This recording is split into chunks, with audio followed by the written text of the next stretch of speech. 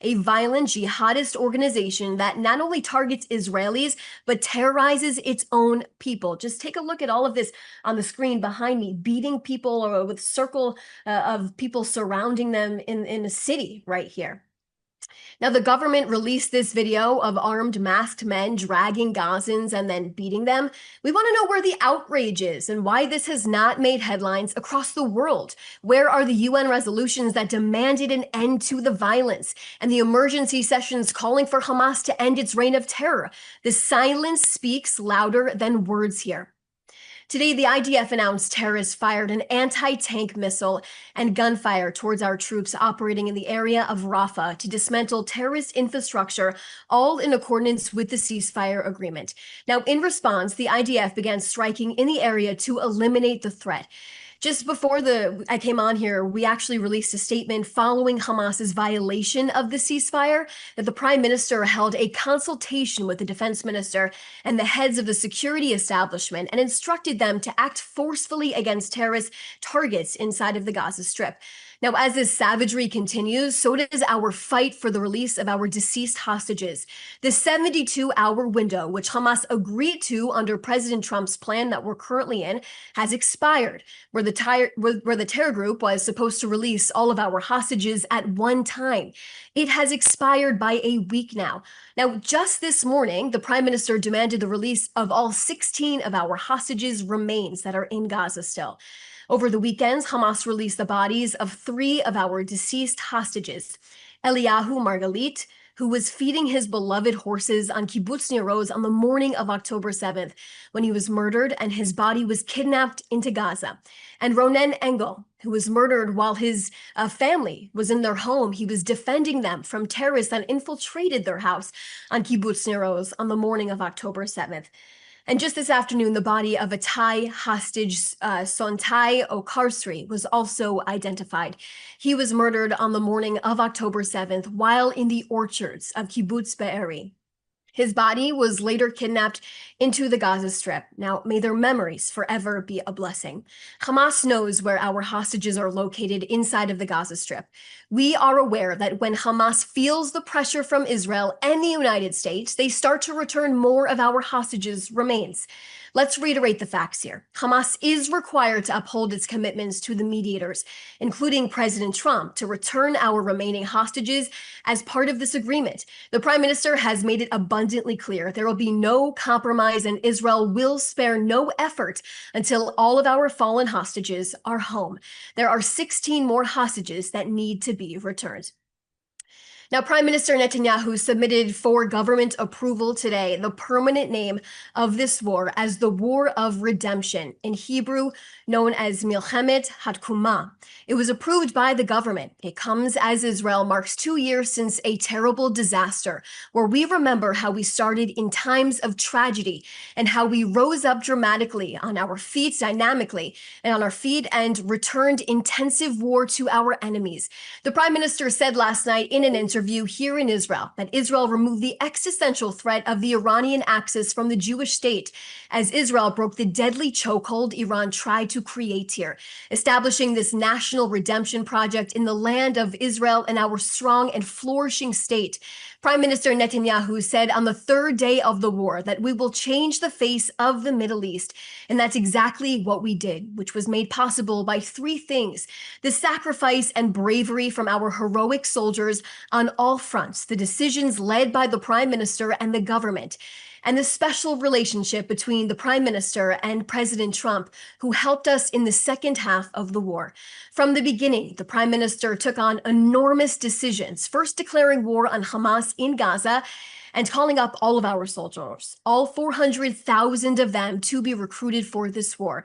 Decisions such as waiting to launch the operation in Lebanon against Hezbollah instead of being spread out on multiple fronts. The Prime Minister's defiance on going into Rafah with or without the support from the Biden administration, and taking out the heads of Iran's axis like Sinwar and Nasrallah, the Beeper operation in Lebanon, and the historic operation against Iran's nuclear program in direct coordination with President Trump. The Prime Minister says this is a war of redemption of our people as a direct continuation of the War of Independence. I'll take a few questions right now.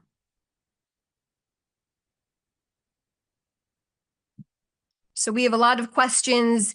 Several journalists have many questions wrapped up in their responses. So I'm going to take just typically the top question or the top two from each reporter. So this is from Joel Pollack from Breitbart News. Would you say that Israel has won the war?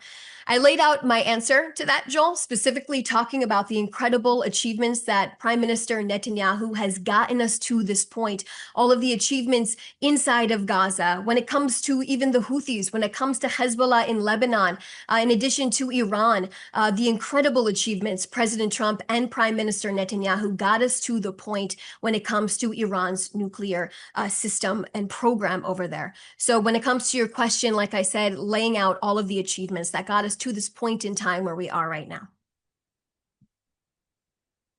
Going to your second question, Joel, if Israel feels the need for strong military action against terrorists in Gaza, as the Prime Minister said, does that mean that the ceasefire is over?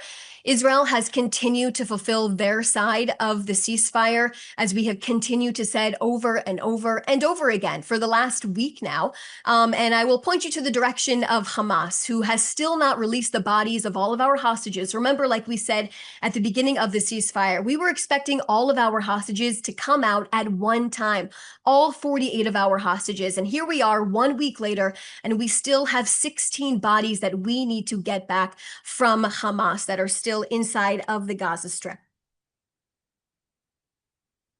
But specifically, when it comes to the question about the terrorists inside of Gaza, I want to just reiterate the statement that was published by the Prime Minister's office before I got on here, that Hamas's violation of the ceasefire, the Prime Minister actually held a consultation with the Defense Minister and the heads of security establishment and instructed them to act forcefully against terrorist targeting in the Gaza Strip.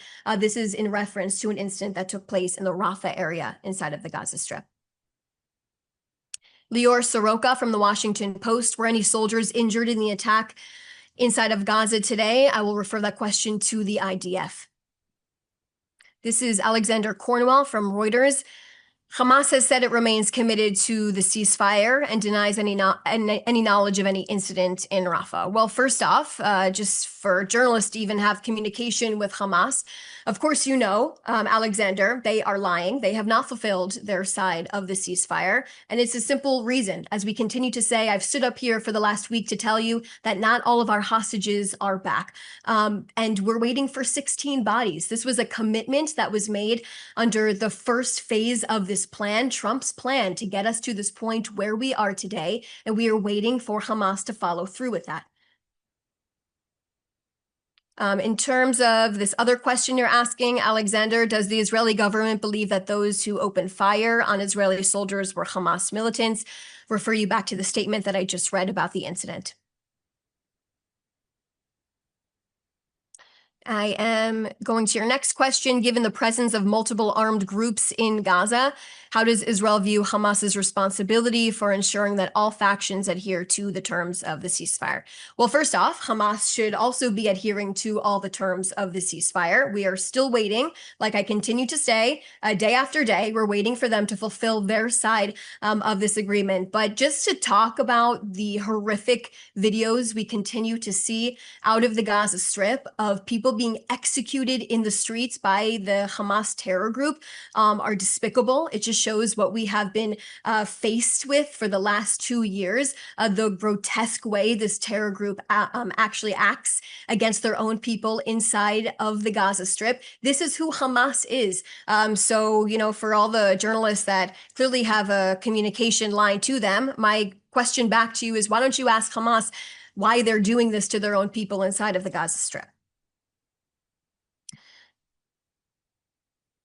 This is James Marlowe, an independent broadcast journalist. In an interview with Reuters, a senior Hamas official said Hamas will not hand over its weapons and that Hamas always intended only a temporary ceasefire with Israel. My response to that is that Hamas accepted the terms of this plan that we are currently under, and the 20-point plan outlines that Hamas needs to demilitarize. All of Gaza needs to be demilitarized. Hamas needs to be disarmed, and that Hamas will have no future role in the governance of the Palestinian people inside of the Gaza Strip.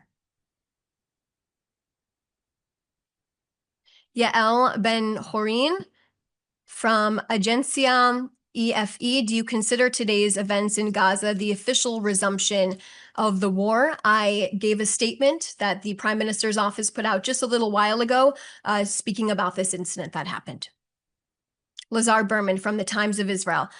On October 9th, you said all of the prime minister's objectives have now been achieved. With Hamas holding onto the majority of the slain hostages and saying that they won't disarm, is that still your assessment? So to talk about that, like I said, in terms of the 20-point plan, all of this has been approved on all sides by all parties that Hamas needs to be demilitarized. They will have no part of governing the Palestinian people in the future. But like I continue to say, we are waiting for Hamas to fulfill their side of this ceasefire agreement to release all of our hostages that are still in captivity at this point in time, which is 16 bodies. And I outlined earlier in this briefing what our 20 living hostages have been able to convey about their experiences in captivity. I want all journalists to really understand those stories and understand really what our hostages went through and how horrific this terror group is, that is clearly holding their own people captive inside of the Gaza Strip.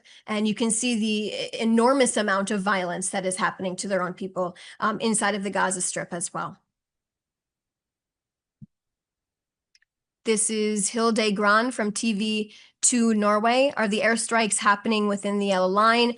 Are there civilians in the area? In terms of any airstrikes inside of the Gaza Strip, we are currently in a ceasefire, like we continue to say, but if there is a threat to our soldiers inside of the Gaza Strip, they are allowed to, of course, protect themselves and do what is needed to do. Just going through the rest of these questions. This is Kano Watanabe, excuse me for the mispronunciation there, from a Japanese newspaper. I answered your question about the airstrikes in Gaza just now. Jean from PBS, you want us to report on the happenings inside of Gaza, but you don't allow us as independent journalists to go inside of the Gaza Strip. In reference to that, I always and have in the last few days talked about journalist access going into the Gaza Strip. I refer that question to the IDF. Also, the Prime Minister's office has facilitated these trips and these visits for journalists to go into the Gaza Strip to embed with the IDF as well. Hannah Julian from Jewish Edition. Has the Prime Minister discussed the repeated multiple Hamas violations of the agreement with President Donald Trump? I'll refer you back to my statement that I just said in reference to the incident that happened inside of the Gaza Strip with our IDF soldiers. But Israel and President Trump continue to put immense pressure on Hamas to release our remaining hostages day after day. We continue to do so. And Ellie Cook from Newsweek, can you confirm reported strikes east of Jabalia? I refer that question to the IDF as well. And Matthew Duran from ABC Australia, how many militia groups inside of Gaza is Israel supporting, and how does that undermine the prospect of stability inside of the Gaza Strip? Here's what I can provide you on that. Specifically, we know that Hamas needs to be demilitarized. This is what we continue to say over and over again. This is part of the 20-point plan. Hamas cannot have any part of the future of the Gaza Strip. We must completely get rid of them. And I refer, or I ask you to take a look at that 20-point plan.